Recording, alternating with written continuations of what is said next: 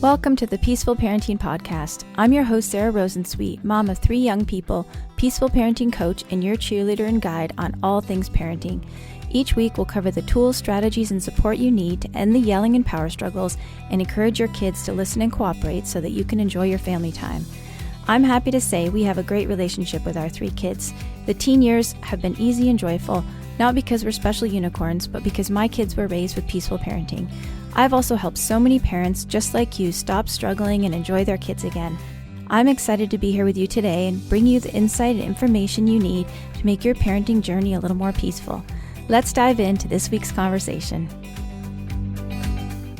Hey all, welcome back to another episode of the Peaceful Parenting Podcast.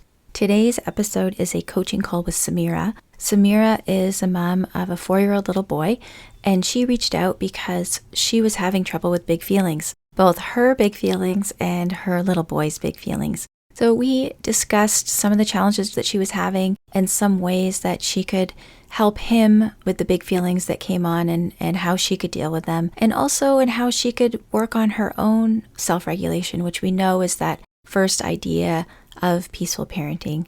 And don't forget, the main thing that we do over here at Sarah Rosensweet Peaceful Parenting is help parents just like you. So if you think you might be interested in coaching or talking about getting some coaching, please visit my website, sarah.rosensweet.com. There you will find a button where you can book a free short consult or a coaching session. If you'd like to feel more calm and more joyful and have things feel easier at home, please reach out. We are here to support you. Again, you can go to sarah.rosensweet.com and look for the button that says book your free short consult or coaching session. And of course, reach out to me if you have any questions. Okay, let's meet Sameera. Be sure to stick around to the end so that we can hear what happened after she tried some of the things that we talked about. Hi, Sameera. Welcome to the podcast. Hello, Sarah. Can you just introduce yourself? I'm Sameera. I have a 4-year-old son, Ananth. So right now it's just me, my husband, and my kiddo. Well, how can I support you today? Sarah, my most pressing problem right now is I have trouble understanding what my son actually means when he gets into, some situations. Maybe I should call them meltdowns. So I somehow feel that whatever I say doesn't get through to him. And maybe there is something else that he's trying to communicate and I'm not able to understand it, and I have no idea how to translate what's going on in his head. Okay, So that sounds that is, frustrating. that is what I'm Yeah. struggling with right now. Okay, well, can you give me an example? Yeah, I'll tell you something that happened a few days ago. Okay. So it was Sunday morning and we had a, relaxing start. So we woke up late and I was preparing breakfast, standing at the kitchen counter. And my son and his father, they opened a laptop and they were watching some movie together. So I was giving them pancakes and they were eating. All was good. I was preparing pancakes. Behind me, they were sitting on the floor. They were having a good time. They were chatting. And my husband ate fast. My son, obviously, when he sits in front of a screen, it is more of watching than eating. So he was very slow and he didn't eat much. All was good till now. As soon as my husband, washed his hands, he went to the sink, he washed his hands and he came back and he said, so you had not been eating anything, so how about I help you eat? I'll feed you, or maybe we'll stop this, put the screen aside for a while and you can start eating. So which one do you want? And then all the drama started. Till then everything was smooth. We did not have any clue that he was cranky or he was thinking something else. And at that point he started throwing a fit, asking my husband to start eating. So the only thing he wanted was, my husband has to start eating more and more pancakes. And Correct me if I'm wrong. Even though your husband was done eating, your son wanted him to still eat. yes, Yeah. Yes, no matter what we tried to tell him, it didn't stop. And it was like shouting and screaming. And we tried giving him so many alternatives. Maybe you are having a good time, I'll sit in the exact same place. And maybe I'll just sip my coffee while you eat your pancakes. No, Oh you my goodness. have to eat it. Right. He was stuck. He got stuck in this vision of how he was envisioning that we're eating pancakes together watching the movie. And he kind of got stuck in that, it sounds like. Maybe at that time we didn't know what to do, and it Yeah. went on and on and on. 15 minutes, 20 minutes, and at one point my husband lost it. And of course he lost it. He didn't understand why he was supposed to eat and force Mm-hmm. feed himself. Right. And yeah, Oh, that so sounds so tough. Okay, so first of all, he doesn't have to eat or force feed himself. He's allowed to set that boundary and say, "Oh, sweetheart, you want me to eat more pancakes. You had this idea that we would both be eating our pancakes together, and I ate mine, and you hadn't finished yours." So that's just, we don't know why Ananth was upset about that, but we almost we don't have to understand what about that was upsetting. We just have to understand that that was upsetting for him. Like, who knows what's in the mind of a 4-year-old, right? Like, I'd have $1,000,000 if I could understand what was in the mind of a 4-year-old, because everyone wants yeah, to know. yeah. They're sort of at this interesting age of being like, sort of caught between little kids and big kids, right? Their impulse control and their self regulation is low, and their feelings are big, and their understanding about what they want in the world is getting stronger also. So 4 is a lot of drama often. 4 can be a hard age and a lot of drama. So I think I would love to get another example from you just so that we can sort of deepen this a little bit. But for that particular example, I think what would have been good if we had our time machine and we could go back in time to the moment where your son starts saying, "But Papa, I want you to eat more pancakes." If your husband and you could have thought, "Oh, he had this vision of us eating pancakes together, and he just realized that he hadn't eaten his and I have already eaten mine." And all we can do is empathize in that moment. We can't fix it. Like, I love that you were trying to offer different solutions to him, but sometimes we just have to welcome the feelings and say, "Oh, this isn't what you wanted. You wanted us both to eat together and I already ate mine." And we just, with our empathy, I'm not saying that that would stop the upset of your son, but it would just allow it to flow a little bit more freely so he can move through the feelings. Like, if you think of feelings as like a swamp, I don't know if you're familiar with the kids book. We're going on a bear hunt, and the family's going out for a walk in the woods, and they're going on a bear hunt, and they come to one obstacle after another. They come to the deep dark forest and a river, and sort of the refrain of the book is, you can't go over it, can't go around it, can't go under it, you got to go through it. And that's how I like to think of feelings, right? We can't go over them or under them or around them. We have to go through them, like this big yucky swamp that the family encounters. It's going through those feelings. So I think that's what would be really helpful for you and your husband to keep in mind when Ananth has these big feelings. We don't even have to understand them exactly. We just have to understand that he's just having a hard time and he needs us to just empathize with him and welcome those feelings. So far my experience with trying to empathize, it has been a bit difficult for me. So whenever I try to empathize, he'll say, "No, you don't Mhm. talk like that. You give me what I want. Why are you talking like that?" Right. So it is like me staying calm while he is in a full blown meltdown, It's tough. and at the same time trying to talk his version of the story maybe back to him. It is being difficult. Yeah. Maybe that you're Mm. talking too much. Oh, I mean, I don't know how much you're talking, but I do talk. you do talk a lot. Yeah. Okay. So it may be that even, how I was sort of modeling it for you to say you wanted us to both be eating pancakes at the same time. That's maybe all you need to say. And he says, "But yes, stop saying that. You have to eat more pancakes." You can just say, "Oh," not even say it again, just like, "Oh, oh." Because you can empathize just with, a little sigh or the sounds that I just made. You don't really have to be explaining anything or even saying that much, because empathy isn't really the words we say. We can use words to show empathy, but empathy is just trying to get in the other person's shoes and trying to understand it from their perspective. And as you said in the beginning of our call, it's really hard because you don't understand him sometimes, right? And so let's just talk for a second about how you can empathize if you can't relate to the, well, you can't think, I would be so upset if my husband finishes pancakes before me. Of course you're not going to be able to empathize if you think that way, right? So I think you might want to think, how would I feel if I had this vision in my head and the world wasn't cooperating around me, right? Or how would I feel if I feel like I made a mistake? Like I think your son, maybe there was some regret there because he had this vision in his head, daddy and I are eating pancakes together, and then he forgot to eat his, right? So maybe he thought, oh, I wish I had eaten them faster so that my dad and I could eat them at the same time. So just trying to connect to the deeper feeling that might be going on, disappointment or feeling powerless in this instance, and trying to connect with that. When have I felt powerless in my life? When have I felt disappointed in my life?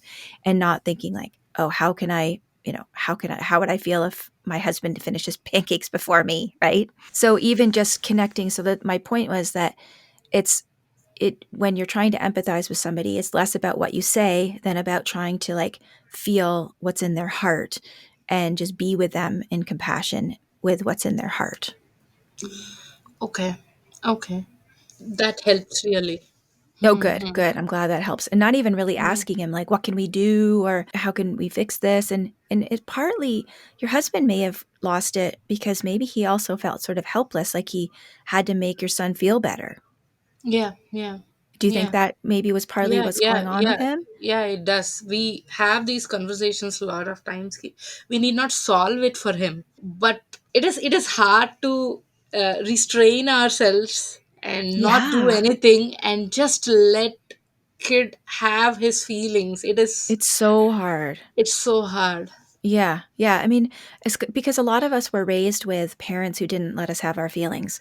They either Yeah. moved in to try to fix it, like, oh, okay, I'll eat more pancakes even if I don't want any more pancakes, or they dismissed our feelings. Like, Shut up, you're why are, being the yeah, baby. exactly, exactly. Why are you being such a baby? This is not a big Yeah. deal. So, what we're trying to do is teach Ananth that that his feelings are okay and that they're not dangerous and that he can handle it. And by us not trying to fix it and us not trying to dismiss it, that's how we're teaching him, you can handle this hardship. You can handle it if your dad isn't going to have more pancakes right now. And when you and your partner respond as if it's not an emergency, that's how he's going to learn that it's not an emergency. And he's sort of at the height of emergency feelings right now at 4. It makes sense because like everything, almost everything it gives such a intense reaction that just moving through the day takes up so much of my energy. It sounds exhausting. So I think if you and your husband can tell yourself, it's okay if our son's upset about this, that will help you stay more calm also and more patient. It's okay if he's upset that my husband's not going to eat more pancakes. And he this is part of life is suffering, and part of his suffering right now is that this vision he had of he and daddy eating pancakes together was not going to work. I think when we give ourselves compassion, like, if this is hard, we don't want our son to be upset. We don't want him to be crying and screaming. And it's okay if he is. We're going to be here with him and be compassionate and empathetic. And just to get back to when you said that your son said, stop talking like that and just eat more pancakes. You can just, you can stop talking, but you can just continue to feel the empathy in your heart. And if he's still saying, get more pancakes, you can say, oh, I know you think that would make you feel better. And maybe he'll even say, it would make me feel better. Daddy's not going to eat any more pancakes right now, sweetheart. I'm so sorry. This is so tough for you. Do you want to give me another example?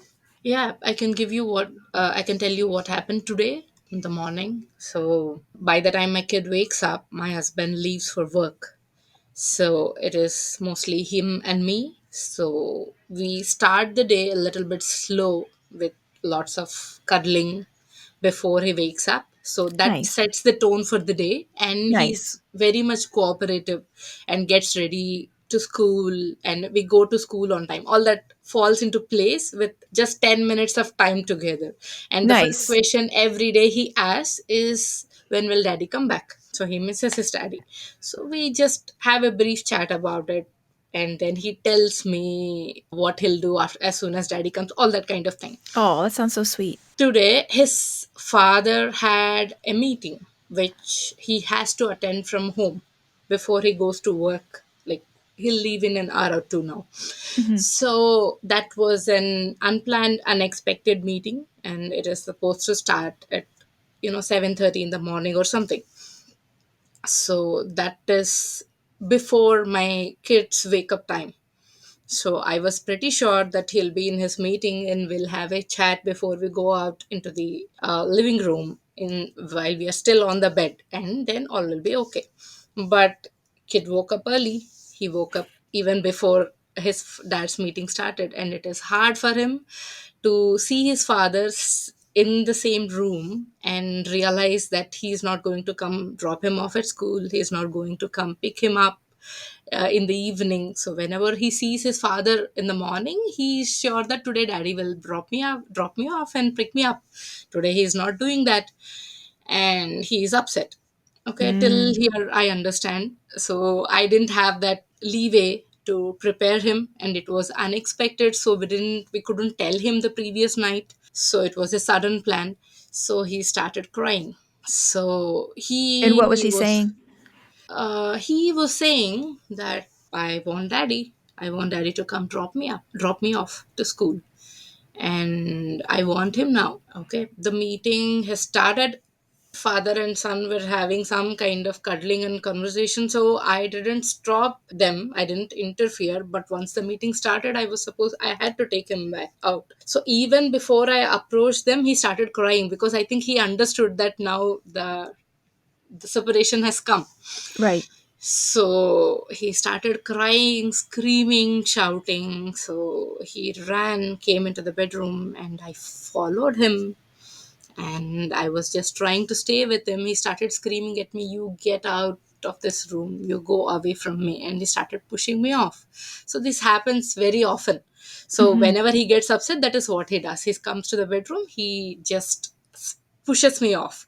That is a game that we always play. Whenever he's so upset, I go away, and then I silently tiptoe back into the room, and as soon as he looks up, I run back again. So he waits for me to come back again. So it is like, he of course it is maybe I'm distracting him at that point of time, but that changes his mood. And then when he allows me to cuddle after the event, we talk about what happened as a story. This is what we usually do. That is what I'm trying to do, at least. Today he probably was too upset to switch over to a playful mode. Hmm. So he came out and he didn't allow me to tiptoe back in. And while I was still in the same room, in the living room with my husband, he started screaming and shouting, which was a no. His meeting was starting then. So we were not supposed to scream in that room. It just doesn't work that way, and we are not people who work from home, so we don't have a setting, Right. a private space where can peacefully work. So it's a single room. So I had to bring him back to the bedroom, close the door, and I had to deal with this tantrum there. And I was trying to talk or just say, it's okay that you're upset, I understand that you're upset. It is so difficult to see your dad in front of you and not be able to talk to him, and not to be able to ask him to come and help you with brushing your teeth. I was just trying to talk like this. Yeah. You know what? It sounds like you did a wonderful job. And I just want to comment on your strategy that you said that you usually use, like if your husband wasn't there in a Zoom call and you could do your going out and tiptoeing back in. I love that. I think that's lovely that you found this way to shift to playful when he's upset. And it sounds like it works really well generally. Yeah, today didn't. Yeah, well, And yeah, because you couldn't really go out, it sounds like. Yeah, yeah. And I couldn't let him scream there. Yeah. So I held him in and he started pushing me out again. I was trying to tell him, we can't go out into that room. I can take you outside the house if you want. No, you don't hold me. You are not supposed to touch me. You just get out of this room. That was what his response was. And he started hitting me. So when he Mm. started hitting me, I was holding his hand. Then he kicked me in the neck, and Oh it was no. a very hard blow, and I lost Oh. it. Oh. And I lost it. So I think I held him really hard because I had to shield myself and I couldn't let him go out of the house. Oh, And that sounds so tough. at that point of time, he was like, no, you have hurt me with your nails. I don't have any nails. So maybe Mhm. that was his way of telling me that I was holding him too hard. So there are no nail marks. I don't have any nails. I Yeah. actually am pretty sure I didn't hurt him, but Mhm. for the next 15 minutes it was like, you go now and cut your nails. He was Mm. crying, sobbing, and the only thing he talks about is, go cut your nails. The only thing you're supposed to do every day from morning till evening is cut your nails, and keep doing that and don't do anything else. Don't Oh my even give me goodness. breakfast, don't make me lunch, I don't want anything, you cut your nails. I couldn't break his, I don't know, maybe I should not call it rant. He was upset and he was going on and on with the same phrase. I just couldn't break his What did you do? What did you end up flow. doing? Like, how did it end? I cried. Aw. So I told him that I'm so sorry that I had to hold him so hard. I was angry when I was angry. I'm supposed to take deep breaths, but I didn't do it. I forgot, so I held you hard. I didn't want to hurt you. Wanted to protect myself because I was afraid something would happen to me. Then who would take care of you? Yeah. Oh, That well, is you what I also had to tell. you'd also gotten hurt when he kicked you in the neck. So, your fight, flight, or freeze It response got is activated, right? full blown. Yeah, yeah. Yeah. Oh, it sounds like such a hard situation. It sounds like you did a nice repair with him, though. I am not sure because he was crying for the next 2 hours, and every time he didn't let me hold his hand. He was keeping his hand like this, and whatever I say didn't get through to him. It was like, you it was, I don't know, you hurt me, maybe And I what were did you hurt saying? him.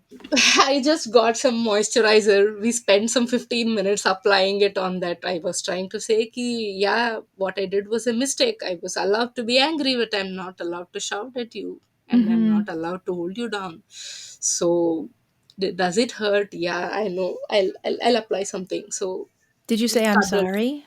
I did. I did Yeah, many good, good. times. Many Yeah. times. Yeah. So he had upset compounded with more upset. It sounds like a really tough morning. Like he was upset that his dad was there and his dad couldn't talk to him or take him to school. And then you couldn't do your same routine that you normally do where you go out of the room and come back with allowing the sort of playful shift of the energy. And then you were holding him so that he wouldn't hit, and then you got hurt. Oh, it just sounds like such a tough morning. And so, did you ever get to you said he cried for a long time and you were doing a repair with him with the moisturizer and telling him you're sorry, and how did you two end up separating from each other? Did he go to school? Yeah, he did. He did. He Yeah, was okay. he was He was okay, okay. good. We were late to school, but Yeah, I don't know, maybe I overdid. I gave him some medicine also for his pain. But I was so angry at myself because even now I think that I probably need not have held him so hard. I yeah, held him hard. That is why he kicked me, and then I yeah, lost it. That was the yeah, sequence. right. But I held him hard because I was feeling very helpless. I was Mm-hmm. feeling powerless. I had to keep him out of the room, and I was not able to keep him.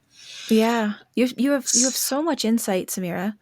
You have so much insight into yourself and your emotions and what's going on with you, and that's really wonderful. I'm trying, Sarah. I'm practicing. Oh, I'm impressed. I'm impressed at how insightful you are. A lot of parents would not be able to recognize their own role in that situation that you just described in terms of the holding him too hard because of what you were feeling. Like that's really a lot of insight. And so let's just talk about if you had our time machine that we joke about and you could go back, can you see any points where you could have done something different? I don't know. I have thought Okay. about it so many times, Yeah. in the past few hours. I have Yeah. no idea, Yeah. Well, I wonder if you because could have I still given. feel helpless if I think about Yeah. that situation. I Yeah. have no idea. Yeah. Well, I think one thing you could have done is given yourself, you said you felt powerless and that made you feel a bit angry and desperate. And so I wonder if you could have given yourself, if you could have just stopped, drop, and breathe, give yourself some compassion in that moment while you're holding him, because you did have to prevent him from running out and interrupting your husband's meeting, right? And so you may have had to hold him, but if you could have held him without feeling angry and upset, maybe that would have made a difference in how the rest of the morning went. And the only Maybe. way to, when we were talking before and I was encouraging you to empathize with your son when, about the pancakes and the movie problem, whenever we empathize with somebody, it's not the reason why we do it, but a nice side benefit is it helps them want to calm down when they feel understood. Like we're not going into it as like a tactic, like, oh, I'm going to empathize with him to end this tantrum. But, I'm going to empathize with him so that he feels more understood, so that he doesn't feel alone, so that he feels that, we're on the same team. But it's a side benefit that often when someone feels understood, they don't feel alone. They feel like we're on the same team. They want to calm down, right? Okay. And so that works for ourselves too. When we empathize with ourselves, that's giving ourselves compassion. This is so hard. Any parent would be struggling right now trying to keep this wild 4-year-old out of the Zoom meeting. Of course I'm having a hard time and feeling upset. Then that helps you stay more calm because you're not also like beating yourself up at the same time. In that moment, that feels so hard It is to hard. bring the self compassion in that moment when I'm so, It's so when my hard. emotions are running high. Yeah. It's so hard. That's what we need to do though, is give ourselves compassion when our emotions are running high and things are tough with our kids. So I wonder how you could remind yourself when things are hard. It sounds like you'll have lots of opportunities because it sounds like your kid's pretty intense. Oh God, he's.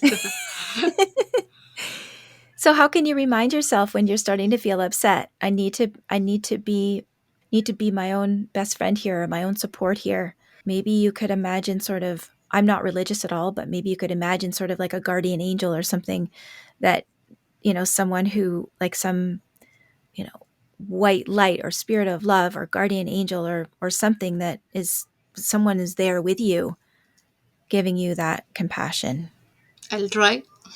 I'll Do you try have different do you have a ways. spiritual practice at all? Yeah, I it is. I don't have any regular practice, but I am a spiritual person. So maybe there's something spiritual that you could tap into that's meaningful for you that you could, if it's too hard to think about self compassion, think about like universal compassion or something like that for how we all have gone through. All of us parents have gone through times like this where we feel helpless and powerless and we're facing big emotions in our child. I'll try to see what works, because like 8 months ago, I was yelling 10 times a day, and like over a period of time, now I'm able to identify when my reserves are low, but when I lose it, I still am not able to find a way to switch gears. Hmm. I have to probably work on what you call self compassion It's so at that important. moment. Yeah, Yeah. yeah. And also, so amazing that you have improved on your yelling so much. I wonder if there's when I said if we could look back at the morning and see if there's any point where you could have done something differently. I wonder if it's bringing the self-compassion earlier. Like even like, oh boy, this is going to be tough. The situation, the routine is different. And we have seen this with your son in the two examples that you've given me, that he has very fixed ideas about how things will be, right? Yes, change is So very difficult for him. Yeah. So let's put a pin in that because I want to give you a couple strategies to try and help him be more flexible. But so let's just start to anticipate. Okay, this morning's going to be different. So start then giving yourself compassion. I imagine this is going to be maybe a bit of a hard morning because Ananth does not like change in routine. So I wonder if starting earlier would help you not lose it. With the starting earlier with the self compassion would help you not lose it. I'll try that. That sounds helpful. I'll try that Okay. definitely. Okay, so let's talk about the flexib. So we've got some strategies for, empathizing in the moment when he's upset about, the pancakes or the dad not being there. And we've got some strategies for how to help you stay more calm with the self-compassion. Let's talk about some things we might be able to do to help him with some flexibility. One thing that I love, my Is it Lin not set in stone kind of thing? I thought that is his temperament and he'll not change. there is part of it is his temperament for sure. That he sounds like he's very strong-willed and he likes things how he likes them. I mean, I'm like that too. I like things how I like them. I'm like But that too. yeah, yeah. So, but there is some within that. There is room for growth, I think. We can teach ourselves to be more flexible. And so maybe Okay. it's a family project. So my one of my mentors, Lynn Lyons, she talks about having creating a family practice of flexibility. And one of the ways that you can do that is by talking out loud about being flexible, like throughout your day. Between now and the next time we speak, I want you to notice when you're flexible because we are as adults we're flexible a number of times a day but we don't really think about it. So maybe you want to have a green salad for dinner but you don't have any lettuce, so you think to yourself, well, we'll have to have, we have some string beans, we'll have those instead. So you were just flexible in that moment instead of like, no, we have to have salad, I'm going to go to the store and buy some lettuce because we have to have salad.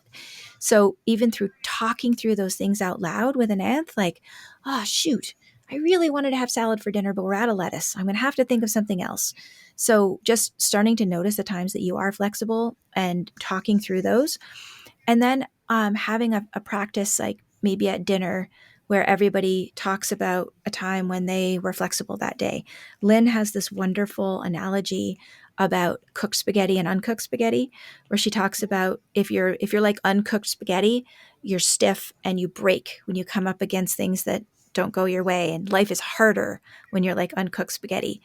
But if you're like cooked spaghetti, you can go with the flow and move around your obstacles. So you That's could even, wonderful.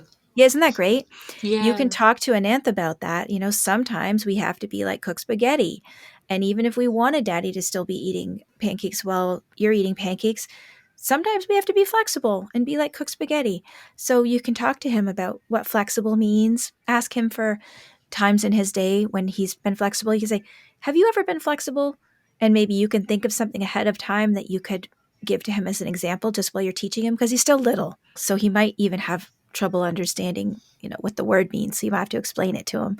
You were flexible yesterday when blah, blah, blah. And maybe you can think of something that he was flexible about. And we can just talk about life is easier when we're flexible. We have a happier, easier life when we're flexible.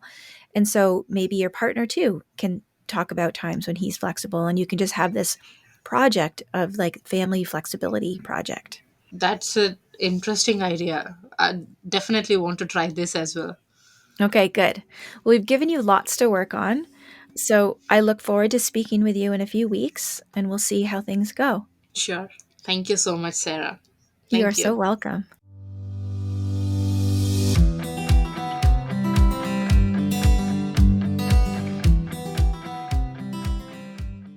Hi, Sameera. Welcome back to the podcast. Thank you, Sarah. Hello, how have you been? Well, well. So tell us how things have been with you and Ananth since the last time we spoke. Yeah, so the last time we spoke, I was telling you about the turbulent morning we had, and we spent some time together, and I dropped him off at school. So that day evening, when I went back, he was, more exuberant than usual. Usually, when I go pick him up, he'll be silent. He'll not talk much. I'll be doing the talking. I'll be saying, I missed you, I love you, and all that. So that day he was waiting for me. He couldn't wait to get out of the gate to hug me, and he was asking me to carry him actually, which I couldn't do. Obviously, he is a big boy now. So I held him for some time, and then we slowly came back. We had a nice evening. It felt like he wanted more hugs that day, and he wanted more time together that day. So it helped you. Last time you told me to bring self compassion early, to keep myself, to just give myself that compassion when I anticipate that my kid might need more. So that Mm-hmm. really helped. So Good. normally, if he's so clingy, I can't take it. I can't do that. But it helped, and I had been trying to practice it. He was requiring more of my attention that day, more of our attention, mine and my husband's. It took a while. We went out, we hung out, and after we came back, my husband spent some 15-20 minutes roughhousing, and after that he was back to his usual self. He was okay to go and play by himself. Okay. So when you first started talking and you said that he was more exuberant and excited to see you and wanted you to carry him, I saw that as like a positive thing. Did you experience it as a positive thing? I was relieved. Because you were thinking he might be mad? Yeah, I expected him to be, usually after any kind of negative interaction, whenever I yell at him, he starts, you don't love me, I hate you, Mm. get away. Mm. And it was not like that that day. I was relieved. I was really very happy. Good. I wonder if it was because you had that connecting time after, you didn't send him right to school and you sort of had that connecting time after he had that big meltdown. And I wonder if he experienced, I know that you didn't stay as calm as you wanted to stay, but I still wonder if he experienced that as you sort of showing up for him that morning because it was so tough. Yeah, I hope it helped. And if that is what I have to do, it is like new thing to me. I was Mhm. always wondering what should I do to let him know that I didn't mean to hurt him. So Mhm. that was a new experience to me. Maybe that is what he wanted It to sounded me. positive. Just yeah, yeah. Yeah. But then you said you thought he was kind of clingy. So do you think he still had some sort of leftover like fear about feeling bad about how the morning had gone from his side? Maybe because after lots of laughing and roughhousing with his father, he was normal. So maybe he Good. still had some. Some things in his backpack Yeah, maybe? yeah, Yeah. maybe And the rough housing helped and the helped. reconnection with you helped. Yeah, yeah, Good. Good. yeah. Good. Yeah. And about that, working through his you gave me an example of cooked and uncooked spaghetti, and Mhm. you gave me some rituals to try out. So I just would like to update you about that. We couldn't do it as a family because my husband was, he was not so keen on joining in. So it was just me and my son. The first day when I explained to him about flexibility and I was giving him some kind of examples, he somehow liked it. He was asking me over and over again, Mama, will you tell me that flexibility story again? Oh, that's great. That So he happened really the liked first it. day. And after that, he started using it back on me. He started saying, whenever I serve him some lunch, he says, Mama, you have to be flexible. You can't say this is what is there for lunch today. So that happened for a few days. He sounds Uh, very bright. yeah, he is. It's hard to keep up with him. But then after a few days, it's not, he didn't exactly change completely, but the duration for which he remains upset after a change is slowly Mhm. coming down. Good. Well, I would So, not expect a radical change after a few days. So yeah, that's okay. These things take time. But yeah, he seems to like because we have a food theme, don't we, with the pancakes and then the yeah, spaghetti. But that was one of the things we talked about with the pancakes is he wasn't flexible about how his idea of how the morning was going to go. yeah. So it seems like he likes that analogy of the spaghetti. Has he been able to like when things have been hard? Have you been able to remind him and it's helped him? The spaghetti analogy did not help him because one day when I was cooking spaghetti, I just remembered to tell him about that. Mhm. And he started saying, I like the spaghetti as it is. I don't want it to be cooked. I like it if it looks like a standing line. Oh, that's funny. So that analogy did not help. But I try to remind him of small things that happened the same day where he was a little flexible and he Okay. could adapt to the change. So somehow with him, sometimes the same analogy helps. With him, sometimes he needs something new. So I try to pick on something that is recent. Whenever I need him to be a little bit flexible, I try to remember what happened that day. So far, that has been working So for me. so the flexibility, talking about flexibility has helped. It's just that the spaghetti thing didn't really work that well, but Yeah, yeah. flexibility in Talking of general is helping. flexibility, yes, helps. Great. And Great. giving him examples about where I am being flexible daily, just talking Good. aloud, that was a great tip. Good. Yeah, because we are flexible throughout the day. We just don't realize it because we're just being flexible, but when we stop and start to talk about some of those examples, it's really helpful, I think, for kids. Yeah, yeah. Thank you for them, Oh, you're really. so welcome. Well, keep me posted. I'm so glad that it's been helpful. And you do have an intense kid. So when we have intense children, there's a lot we can do to make things easier, but they're still always going to be intense. Yeah. So you have to take extra good care of yourself and extra self compassion. Oh God, I'm trying to practice it. I think I have a long road ahead. Yeah, we all do. We all do. All right. Well, thank you, Sameera. Thank you so much, You're Sarah. welcome. It was so nice listening to your inputs. I never thought of it that way. I came to you trying to understand my son, and I think I have taken a step that way already. Aw, you're so welcome. Thank You you. are so welcome. Thanks, Sameera. Thanks for listening to this week's episode. I hope you found this conversation insightful and exactly what you needed in this moment. Be sure to subscribe to the show on your favorite podcast platform and leave us a rating and review on Apple Podcasts. Remember that I'm rooting for you. I see you out there showing up for your kids and doing the best you can. Sending hugs over the airwaves today. Hang in there. You've got this.